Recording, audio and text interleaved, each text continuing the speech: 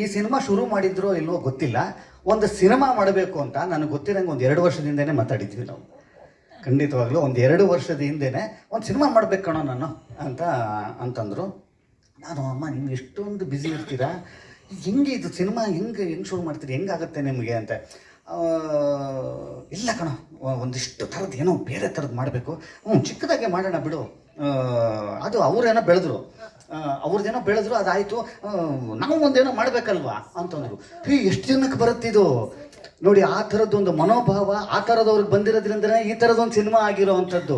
ಕನ್ನಡಕ್ಕೆ ಈ ಥರದ ಒಂದು ಪ್ರಯೋಗಗಳು ಅನಿವಾರ್ಯ ಅನ್ನೋವಂಥದ್ದನ್ನು ಹೇಳಲಿಕ್ಕೆ ಇಷ್ಟಪಡ್ತೀನಿ. ಅವ್ರಿಗೆ ನಾನು ನಿಜಕ್ಕೆ ಹೇಳ್ತೀನಿ, ಅವರು ಮನಸ್ಸು ಮಾಡಿದರೆ ಯಶ್ ಸರ್ ಅವರೇ ಡೇಟ್ ಕೊಟ್ಟಿರೋರು, ಯಶ್ ಅವ್ರನ್ನೇ ಹಾಕೊಂಡು ಅವ್ರು ಸಿನಿಮಾ ಮಾಡ್ಬೋದಾಗಿತ್ತು. ಅದು ಅಲ್ಲ ನೋಡಿ. ನಾನು ಅವಾಗಲೇ ಕರೆದು ಈ ಸಿನಿಮಾದಲ್ಲಿ ಯಾರ್ಯಾರಿದ್ದಾರೆ, ಎಷ್ಟು ಜನ ಡೆಬ್ಯೂಟೆಂಟ್ಸು ಅಂತ ಅನ್ನೋದನ್ನು ಸುಮ್ಮನೆ ಡೈರೆಕ್ಟರ್ನ ಕರೆದು ಹೇಳ್ತಿದ್ದೆ.